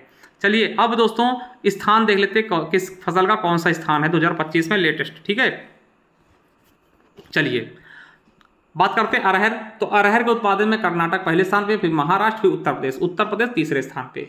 बाजरा का दोस्तों, तो बाजरा में पहला स्थान राजस्थान का है, फिर उत्तर प्रदेश, फिर हरियाणा। दोस्तों यही क्वेश्चन आपके यूपी पुलिस एग्जाम में पूछा गया है 2024 में कि राजस्थान दोस्तों बाजरा उत्पादन में किसका स्थान है? पहला राजस्थान का। कॉफी में दोस्तों कर्नाटक, केरल, तमिलनाडु। ठीक है, ये अपने यहाँ सबसे ज्यादा उत्पादक राज्य कौन सा है? कर्नाटक, फिर केरल, फिर तमिलनाडु। और देश की बात कर ले तो सबसे ज्यादा कॉफी कहाँ? ब्राजील, फिर वियतनाम, फिर इंडोनेशिया। चलिए कपास की बात करते हैं तो कपास सबसे ज्यादा कहाँ? गुजरात, फिर महाराष्ट्र, फिर तेलंगाना। और देश की बात करते हैं चीन सबसे ज्यादा उत्पादित करता है। जूट की बात करें तो पश्चिम बंगाल, असम, बिहार, फिर असम। ठीक है, पश्चिम बंगाल पहले पे, दूसरे स्थान बिहार, तीसरे असम। और भारत दोस्तों विश्व में भारत पहले पे। आलू की बात करें तो उत्तर प्रदेश सबसे ज्यादा आलू उगाता है, फिर पश्चिम बंगाल, फिर बिहार। और देश की बात कर लें तो पहले पे चीन है, दूसरे भारत, तीसरे पे अमेरिका। ठीक है, आलू उत्पादन में। चावल में तेलंगाना, उत्तर प्रदेश, पश्चिम बंगाल। ठीक है, ये वाला दोस्तों डेटा कलेक्ट कर लेंगे, आगे हमने क्वालिफाई है, इसको देख लीजिएगा। ठीक है, और दोस्तों अगर देश की बात करें तो चीन, फिर भारत, फिर ब्राजील। दूसरे स्थान पे चीन है, सॉरी भारत है। ठीक है, सोयाबीन में मध्य प्रदेश पहले स्थान पे है उत्पादन में, महाराष्ट्र, फिर राजस्थान, और देश में ब्राजील, अमेरिका, फिर अर्जेंटीना। चाय की बात कर लें तो चाय में असम सबसे ज़्यादा चाय उगाता है, फिर पश्चिम बंगाल, फिर तमिलनाडु, यूपी पुलिस एग्जाम में पूछा गया है। ठीक है, और देश की बात करें तो चीन, भारत और केन्या, सबसे ज़्यादा चीन उत्पादन करता है। ठीक है, चलिए तंबाकू में तो गुजरात, कर्नाटक, आंध्र प्रदेश, उत्तर प्रदेश। ठीक है, सबसे ज़्यादा तंबाकू गुजरात में, और ऐसे दोस्तों देश में चीन, फिर भारत, फिर ब्राजील। देखिए कुल खाद्यान्न में उत्तर प्रदेश, मध्य प्रदेश, फिर पंजाब। ठीक है, और कुल सब्जियों में दोस्तों उत्तर प्रदेश पहले पे है, फिर पश्चिम बंगाल, फिर मध्य प्रदेश। और कुल मसाले में दोस्तों मध्य प्रदेश, आंध्र प्रदेश, गुजरात, ये यूपी पुलिस से पूछा गया कुल मसाले में दोस्तों। और कुल खाद्यान्न में चीन सबसे ज़्यादा है। ठीक, कुल फूल में दोस्तों आंध्र प्रदेश सबसे ज़्यादा, कुल फूल सबसे ज़्यादा, सॉरी कुल फल में आंध्र प्रदेश पहले स्थान पे, फिर महाराष्ट्र, फिर उत्तर प्रदेश। फल देखिए फल के मामले में उत्तर प्रदेश तीसरे स्थान पे है, और देशों में चीन। ठीक है, और कुल फूल में तमिलनाडु सबसे ज़्यादा फूल उगाता है, फिर कर्नाटक, फिर मध्य प्रदेश। ठीक है, चलिए मोटे अनाज की बात कर ले, राजस्थान पहले है, कर्नाटक, फिर मध्य प्रदेश। तिलहन की बात कर ले, तिलहन भी राजस्थान में सबसे पहले, फिर मध्य प्रदेश, फिर गुजरात। कुल दालों में दाल सबसे ज़्यादा कहाँ, मध्य प्रदेश, महाराष्ट्र, फिर राजस्थान दोस्तों ये, और भारत विश्व में भारत। ठीक है, गेहूं में उत्तर प्रदेश, मध्य प्रदेश, फिर पंजाब, और चीन सबसे ज़्यादा। ठीक है, मक्का की बात करें कर्नाटक, बिहार, फिर मध्य प्रदेश है। ज्वार की बात करें महाराष्ट्र, राजस्थान, कर्नाटक। मूंगफली में गुजरात, राजस्थान, मध्य प्रदेश। चना में मध्य प्रदेश, महाराष्ट्र, राजस्थान। सूरजमुखी में कर्नाटक, हरियाणा, उड़ीसा। ठीक है, और दोस्तों देशों में यूक्रेन, रूस और अर्जेंटीना। वहीं गन्ना की बात कर ले, उत्तर प्रदेश, महाराष्ट्र, कर्नाटक, और देश में ब्राजील, भारत, चीन। मसूर में दोस्तों मध्य प्रदेश पहले स्थान पे, फिर दोस्तों उत्तर प्रदेश, फिर पश्चिम बंगाल। और काजू में महाराष्ट्र, उड़ीसा, आंध्र प्रदेश, उड़ीसा। देखिए इसको आराम से पढ़ लीजिएगा। ठीक है, और देशों में दोस्तों कोही, आइवरी, भारत, फिर वियतनाम। ठीक है, नारियल की बात कर लें तो कर्नाटक में, फिर केरल, फिर तमिलनाडु। पहले स्थान पे कर्नाटक, फिर केरल, फिर तमिलनाडु, और देशों में इंडोनेशिया, फिलीपींस, भारत। सेब की बात करते हैं, जम्मू कश्मीर से अधिक सेब होते हैं, फिर हिमाचल प्रदेश, फिर उत्तराखंड। केला में आंध्र प्रदेश, महाराष्ट्र, तमिलनाडु। अब देश की बात करते हैं, भारत, फिर चाइना, फिर इंडोनेशिया। अनानास में पश्चिम बंगाल सर्वाधिक, फिर असम, फिर त्रिपुरा, और दोस्तों देश की बात करें कोस्टारिका, फिर इंडोनेशिया, फिर फिलीपींस। कीवी की बात करते हैं अरुणाचल प्रदेश। ठीक है, अंडे में आंध्र प्रदेश, तमिलनाडु, तेलंगाना। दूध में उत्तर प्रदेश सर्वाधिक है, फिर राजस्थान, फिर मध्य प्रदेश, और भारत, अमेरिका, पाकिस्तान। ठीक है, मछली की बात करते हैं आंध्र प्रदेश, पश्चिम बंगाल, कर्नाटक, और चीन, इंडोनेशिया, पेरू। ठीक है, शहतूत रेशम की बात करते हैं कर्नाटक पहले पे है, फिर आंध्र प्रदेश, फिर तमिलनाडु। टसर रेशम में दोस्तों झारखंड, छत्तीसगढ़, उड़ीसा। इरी रेशम में दोस्तों असम, मेघालय, नागालैंड। मूंगा रेशम में दोस्तों असम, मेघालय, अरुणाचल प्रदेश। कुल रेशम में दोस्तों कर्नाटक, आंध्र प्रदेश, असम। ठीक है, ये चीज़ समझ गए होंगे। चलिए अब कृषि से संबंधित क्रांतियाँ देखते हैं। ठीक है, चलिए दोस्तों कृषि से संबंधित जो क्रांतियां हैं उनमें देखते हैं। पहले क्रांति आती है आपकी हरित क्रांति, वेरी वेरी इंपॉर्टेंट। हरित क्रांति दोस्तों जिसका दूसरा नाम क्या है, तीसरी कृषि क्रांति कहते हैं। एसएससी जीडी में पूछा गया था। अभी दोस्तों 2025 के पेड में जो पेपर हुआ उसमें पूछा गया, जल बीज उर्वरक प्रौद्योगिकी इसको कहते हैं, तो हरित क्रांति को कहते हैं। ठीक है, हरित क्रांति का संबंध दोस्तों कृषि क्षेत्र में उत्पादन, तकनीकी के सुधार और कृषि उत्पादकता में वृद्धि करने से है। ठीक है, यानी इसका उद्देश्य क्या था कि अधिक उपज देने वाली फसल, खाद्य फसलों के उत्पादन को वृद्धि करना। ठीक, एसएससी जीडी में पूछा गया क्वेश्चन है। ठीक है, यानी हरित क्रांति आने से दोस्तों हमारे यहाँ फसलों के उत्पादन बहुत तेजी से बढ़ा। चलिए दोस्तों देखिए आपसे कुछ क्वेश्चन करेगा, क्या कहेगा कि हरित क्रांति शब्द का सबसे पहले प्रयोग किसने किया, तो अमेरिकी वैज्ञानिक डॉक्टर विलियम गार्ड ने किया था। कब, 1968 में। ठीक है, चलिए आपको बता दें कि भारत में औपनिवेशिक शासन के दौरान कृषि में ठहराव को हरित क्रांति द्वारा स्थायी रूप से समाप्त किया गया था। ठीक है, एसएससी जीडी में पूछा गया। हरित क्रांति की शुरुआत कहां से होती है दोस्तों, मैक्सिको से होती है। एसएससी जीडी 2022 में पूछा गया। हरित क्रांति जनक कौन है, तो अमेरिकी कृषि वैज्ञानिक नॉर्मन ई बोरलॉग को मना था, जिन्हें 1970 में शांति का नोबेल पुरस्कार दिया गया। एकमात्र दोस्तों कृषि वैज्ञानिक थे जिन्हें नोबेल पुरस्कार मिला है शांति का। ठीक है, याद रखेंगे। ठीक है, तो हरित क्रांति के जनक कौन है, नॉर्मन ई बोरलॉग। कहां पर, विश्व स्तर पर। ठीक है, भारत में बात कर ले तो भारत में हरित क्रांति जनक कौन है, तो एमएस स्वामीनाथन, जिन्हें दोस्तों आपको बता दें भारत रत्न से सम्मानित किया गया है। ठीक है, हाल ही में। चलिए देखिए भारत में हरित क्रांति का उद्देश्य क्या था, खाद्य, राष्ट्रीय खाद्य सुरक्षा था दोस्तों, यानी कि खाने की कोई कमियां ना रहे दोस्तों, इसलिए हरित क्रांति लाया गया। देखिए इस क्रांति की विधि क्या थी, तो इस क्रांति की विधि में HYV बीजों का प्रयोग किया गया। HYV मतलब हाई यील्ड वैरायटी बीजों का प्रयोग किया गया, जिन्हें हम चमत्कारी बीज भी कह देते हैं। और दोस्तों यही क्वेश्चन आपके यूपीएसआई में पूछा गया और UPSSC पेट में पूछा गया। आपसे पूछ सकता है चमत्कारी बीज किसे कहते हैं, HYV को। ठीक है, याद रखेंगे, बहुत इंपॉर्टेंट है। देखिए UPSSC पेट 2023 में पूछा गया था ये क्वेश्चन और यूपीएसआई में पूछा गया। हरित क्रांति मुख्य रूप से हाई यील्ड वैरायटी सीड यानी HYV और रासायनिक उर्वरक पर निर्भर थी दोस्तों।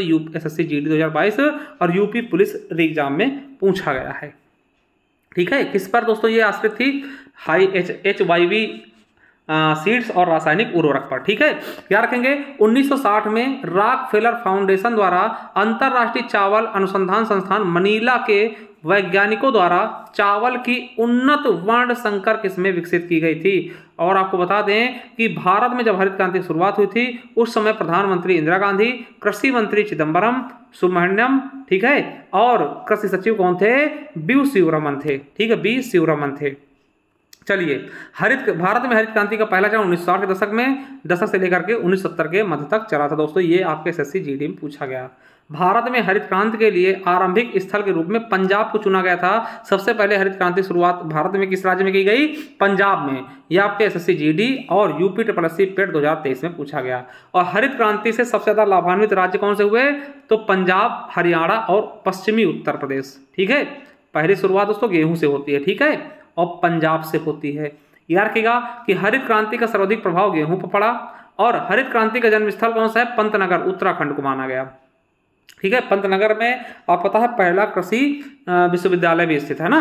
चलिए, याद रखेंगे कि हरित क्रांति के फलस्वरूप भारत में कुल खाद्यान्न में मोटे अनाजों और दलहनों का अंश कम हो गया। यानी कि देखिए आपका खाद्यान्न तो बढ़ा मगर दोस्तों मोटे अनाज और दलहन की पैदावार कम हो गई। इतनी कम हो गई हमें बाहर से मंगवाना पड़ता है। ठीक है, पहले जिन खेतों में मोटे अनाज उगाते थे उसमें हम गेहूं उगाना शुरू कर दिए। ठीक, इसलिए मोटे अनाजों की कमी आ गई है। ठीक है, याद रखेंगे भारत में विशेष कृषि क्षेत्र स्थापित करने वाला पहला राज्य उत्तराखंड है। ये कृषि प्राविधिक में पूछा गया क्वेश्चन है।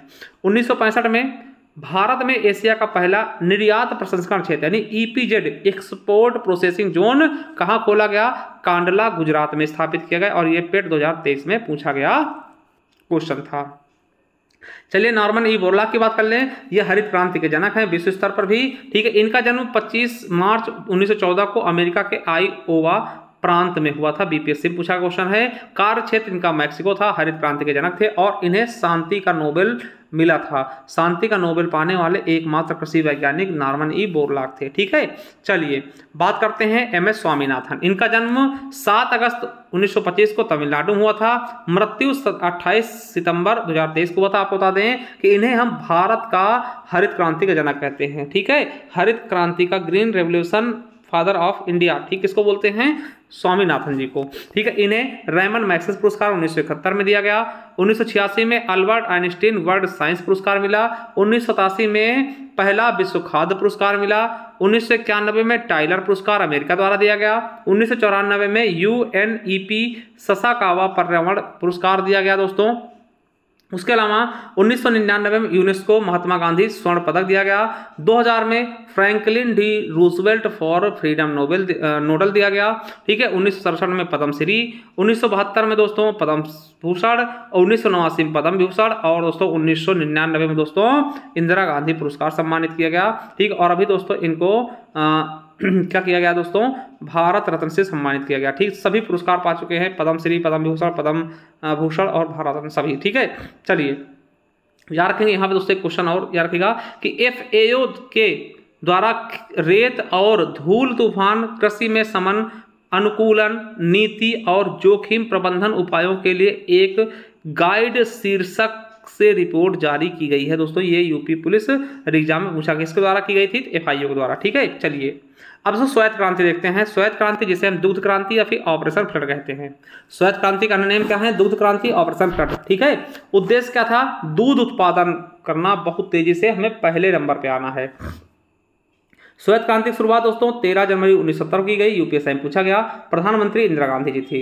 श्वेत क्रांति को आधिकारिक रूप से नेशनल डेयरी डेवलपमेंट बोर्ड यानी एनडीडीबी द्वारा प्रारंभ किया गया था और श्वेत क्रांति के जनक डॉक्टर वर्गीज कुरियन को मानते हैं। ठीक है, यहाँ पे एक चीज याद रखेंगे कि डॉक्टर वर्गीज कुरियन को दोस्तों मानते हैं श्वेत क्रांति जनक, और इनका जन्म 26 कब हुआ था दोस्तों? नवंबर को हुआ था, इसलिए 26 नवंबर को हम प्रथम मतलब रेगुलर दोस्तों 26 नवंबर क्या मनाते हैं? दुग्ध दिवस मनाते हैं भारत में। ठीक है, चलिए श्वेत क्रांति जनक कौन है? वर्गीज कुरियन जी। ठीक है यार, वेरी इंपॉर्टेंट, पेट में पूछा गया ये क्वेश्चन, यूपीएसआई में पूछा गया और एसएससी एमटीएस में पूछा गया। और दोस्तों इनके द्वारा ही भारत में सबसे प्रतिष्ठित कंपनी अमूल खोला गया। अमूल दूध पीता है इंडिया टैगलाइन आपने देखा होगा ना, तो वही दूध जो आप लोग पीते हैं वही दोस्तों किसकी देन है? वर्गीज कुरियन जी की, जो कि भारत के दुग्ध उत्पादन के जनक है। ठीक है, अमूल क्यों पड़ा? तो अमूल का फुल फॉर्म होगा ए से आनंद, एम से मिल्क, यू से यूनियन, एल से लिमिटेड। तो अमूल आनंद मिल्क यूनियन लिमिटेड यानी कि अमूल। याद रखेंगे कि डॉक्टर वर्गीज कुरियन जी का जन्म 26 नवंबर 1921 को केरल के कोझिकोड में हुआ था, इसलिए इनके जन्मदिन के अवसर पर प्रतिवर्ष हम 26 नवंबर को राष्ट्रीय दुग्ध दिवस मनाते हैं। अब देखिए एक कमेंट बॉक्स में आप बताइएगा कि विश्व दुग्ध दिवस कब मनाते हैं? विश्व दुग्ध दिवस कब मनाते हैं? देखिए इसी दिन संविधान दिवस भी मनाते हैं 26 नवंबर को, ठीक है, और उसी दिन राष्ट्रीय दुग्ध दिवस भी मनाते हैं। याद रखिएगा, रिलेट करिएगा, आप कमेंट बॉक्स में बताइएगा विश्व दुग्ध दिवस कब मनाते हैं, विश्व दुग्ध दिवस कब मनाते हैं। ठीक है, चलिए। और दोस्तों याद रखें कि श्वेत क्रांति गुजरात में प्रारंभ हुई और यह सबसे अधिक सफल कहाँ हुई? आनंद जिला गुजरात में। ठीक है, शुरुआत श्वेत क्रांति कहाँ से करते? गुजरात से। और सबसे सफल जिला कौन सा होता? आनंद। आप बता दें कि ऑपरेशन फ्लड ने अपने प्रथम चरण के दौरान ऑपरेशन फ्लड ने अपने प्रथम चरण के दौरान 18 प्रमुख दुग्ध शैडों को भारत के 4 प्रमुख महानगरीय शहरों दिल्ली, मुंबई, कोलकाता, चेन्नई में उपभोक्ताओं के साथ जोड़ा। यूपी SSC पेट 2023 में पूछा गया।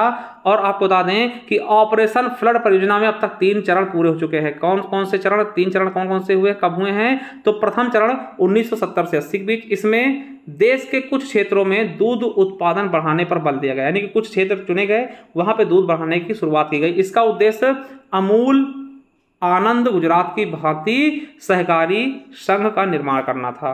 ठीक है, फिर द्वितीय चरण दोस्तों 1981 से 85 के बीच 5 साल के लिए चला। इसके तहत दूध उत्पादन को बढ़ाने के लिए राज्यों को भी चयन किया गया। पहले दोस्तों क्या किया गया? एक क्षेत्र चुना गया गुजरात का, आनंद। ठीक है, अब दोस्तों राज्यों को भी जोड़ा गया। क्या? दूसरे चरण में 1981 से 85 के बीच कई राज्यों को जोड़ा गया। ठीक है, फिर तीसरा चरण चला 86 से 96, 10 साल के लिए। इसमें देश के लगभग प्रत्येक ग्रामीण क्षेत्रों को लक्षित किया गया, यानी कि पहले में दोस्तों एक राज्य जोड़ा गया, दूसरे में एक प्रॉपर एक सिटी जोड़ी गई गुजरात का, आनंद। ठीक है, उसको बढ़ाया गया। दूसरे चरण में दोस्तों राज्यों को चयनित किया गया और तीसरे चरण में दोस्तों गांव-गांव तक पहुंच गए हम। ठीक है, तो इसमें दोस्तों लगभग प्रत्येक ग्रामीण क्षेत्रों को लक्षित किया गया तथा दूध उत्पादन में वृद्धि में महिलाओं की भागीदारी को बढ़ाने में सफल प्रयास किया गया, यानी कि महिलाएं भी अब कुछ पैसे पाना शुरू कर दी गई। ठीक है, क्योंकि दूध का काम करती थी महिलाएं और उनको भी पैसे मिलने शुरू हो गए, जिससे महिलाओं को अच्छा लगा और इसमें बहुत बढ़ चढ़ के हिस्सा लिया। ठीक है, श्वेत क्रांति का समापन दोस्तों 1996 में श्वेत क्रांति समाप्त हो गई।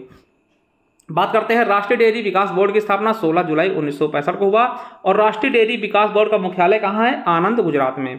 राष्ट्रीय दुग्ध दिवस दोस्तों कब मनाते हैं? 26 नवंबर को यूपीएसआई पूछा गया। देख चलिए हम ही बताते हैं, विश्व दुग्ध दिवस 1 जून को मनाते हैं। ठीक है, जो आपसे पूछा था। चलिए अब दोस्तों 2 क्रांतियों में देख ली। अब पीली क्रांति संबंध किससे? तिलहन उत्पादन से। तिलहन कैसा था? पीला। ठीक है, यूपी पीसे से पूछा गया। और इसके जनक कौन है? श्याम पित्रोदा। ठीक, श्याम पित्रोदा जानते हैं कौन है? राहुल गांधी के पिता के गुरुजी। ठीक है, श्याम पित्रोदा जानते हो, कांग्रेस के है। ठीक है, याद रखिएगा, आरआरबी एनटीपीसी से पूछा गया पीली क्रांति जनक कौन है? श्याम पित्रोदा। रजत क्रांति संबंध इससे दोस्तों अंडा कैसा? रजत जैसा। रजत मतलब क्या होता है?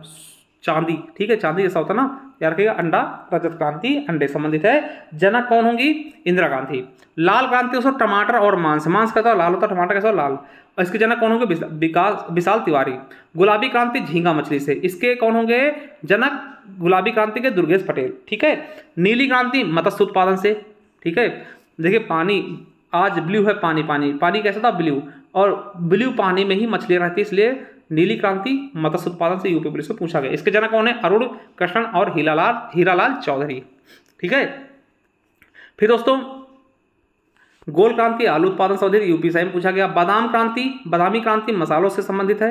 कृष्ण क्रांति पेट्रोलियम से, ठीक है। अमृत क्रांति नदी जोड़ो योजना से संबंधित है। हरित सोना क्रांति बांस उत्पादन से। भूरी क्रांति दोस्तों उर्वरक उत्पादन से, आरआरबी एनटीपीसी पूछा गया। सुनहरी क्रांति फल उत्पादन से। स्वर्ण रेशा क्रांति जूट उत्पादन से। ग्रीन गोल्ड क्रांति चाय उत्पादन से। खाकी क्रांति चमड़ा उत्पादन से। सिल्वर फाइबर क्रांति कपास से दोस्तों एसएससी 2019 पूछा गया। स्वर्ण क्रांति बागवानी व शहद उत्पादन से, जिसकी शुरुआत 1991 में निरपक्ष टुटेजा द्वारा किया गया था। और ये क्वेश्चन स्वर्ण क्रांति वाले क्वेश्चन दोस्तों यूपी पुलिस एग्जाम 2024 और यूपी SSC पेट 2023 में पूछा गया है। चलिए दोस्तों एक संस्था है, इसकी देख लेते हैं, नाबार्ड का फुल फॉर्म पूछा था कई बार। तो नाबार्ड का full form national bank for agriculture and rural development, यानी कि राष्ट्रीय कृषि एवं ग्रामीण बैंक।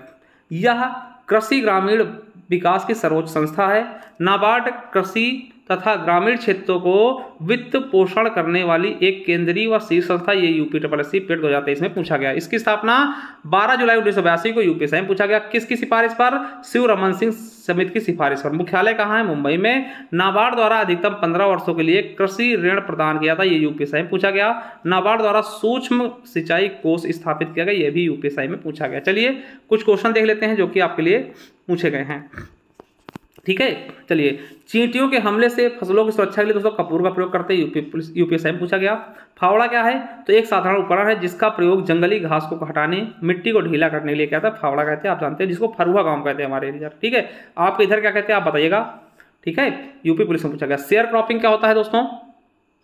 यह एक प्रकार की कृषि व्यवस्था है जिसमें भूमि का मालिक एक किराएदार को अपने हिस्से की भूमि पर पैदावार एक हिस्से के बदले अपनी भूमि की उपयोग करने देता है। दोस्तों क्या करता है कि जैसे आपके पास बहुत सारी खेती, तो आप किसी को दे दिए दोस्तों, कहते हैं ना ऐसे दे दिए दोस्तों, पट्टे पर दे दिया कि आप बोइए, हमको बस पैसे दे दीजिए, या फिर आप बोइए लौनी के लिए ना। तो वो चीज़ें मतलब ज़मीन किसी और की होती है और कोई दोस्तों उसको बोता है, ठीक है। चलिए, कंपोस्ट क्या होता है दोस्तों? एक कंपोस्ट है ना, कंपोस्ट है दोस्तों, ठीक है। एक अच्छी तरह से सड़े पौधे और पशु अवशेष से निर्मित खाद होती है। आपको याद रखना, ये क्वेश्चन अभी यूपी SSC पेट के पेपर में पूछा गया, जो भी हाल ही पूछा गया है, हुआ है पेपर, कि इसरो ने अपने क्रॉप्स मिशन है, क्रॉप्स मतलब compact research module for orbital plant studies के तहत दोस्तों अंतरिक्ष में लोबिया बीजों को सफलतापूर्वक अंकुरित किया दोस्तों, यानी लोबिया को उगाया है। क्या? लोबिया फसल उगाया है, ठीक है। ये क्वेश्चन अभी पेट में पूछा गया था, याद रख लीजिएगा। आई होप साथियों आपको बहुत अच्छी समझ में आएगा। अब दोस्तों मैं आपको बता दूं कि सारी चीज़ें हो गई, पूरा कंप्लीट हो गया। आप चले जाइए दोस्तों, अगर पहली बार जुड़े यूपीएसआई के लिए दोस्तों, आप मूल विधि पढ़ना थे, यहाँ चले जाइए इस प्लेलिस्ट में, ठीक है। पहले आप चैनल को लाइक कर दीजिए, प्लीज़ लाइक कर दीजिए, शेयर कर दीजिए, सब्सक्राइब भी कर लीजिए, क्योंकि और भी वीडियो आपको मिलने वाले हैं, ठीक है। तो मूल विधि क्लासेज आपको यहाँ मिल जाएंगी इस प्लेलिस्ट में। स्टैटिक जी के पहली बार जुड़े दोस्तों, इसमें चले जाइए, ठीक है। और दोस्तों करंट अफेयर है, आपके यूपीएसआई क्लासेज इसमें मिलते रहेंगे, ठीक है, बहुत अच्छे से। और ये ई बुक जिससे मैं पढ़ा रहा हूँ, अगर चाहते हैं आप दोस्तों 99 रुपीज़ में हमारे ज्ञान RBL ऐप पे जा करके ले सकते हैं, ठीक है। ज्ञान RBL ऐप पे जाइए, वहाँ से परचेस कर लीजिए, जिसका लिंक नीचे दिया हुआ है, ठीक है। इसके अलावा दोस्तों देखिए, जैसे आप ज्ञान RBL ऐप डाउनलोड करेंगे दोस्तों, ये आइएगा ई बुक्स वाले कॉलम में, जैसे आएंगे दोस्तों यहाँ पर आपको दिखेगा, ये देखिए इस तरीके से आपको दिख जाएगा। देखिए यूपीएसआई 2025 मूल विधि PDF बैच 149 रुपये में आपको मिल जाएगा, ऑफर प्राइस है। ये यूपीएसआई मूल विधि ले सकते हैं दोस्तों। इसी प्रकार के आपको बहुत सारी चीज़ें मिल जाएंगी जब हमारे ज्ञान RBL ऐप पे जाएंगे, ठीक है। और ये है दोस्तों आपकी स्टैटिक जीके PDF 99 रुपीज़ में, लिंक डिस्क्रिप्शन बॉक्स में दिया है, जाइए दोस्तों और प्लीज़ शेयर कर दीजिए, लाइक कर दीजिए, एक प्यारा सा कमेंट छोड़ के जाइए। थैंक यू, धन्यवाद। मिलते हैं नेक्स्ट वीडियो में, तब तक के लिए जय हिंद, जय भारत, वंदे मातरम।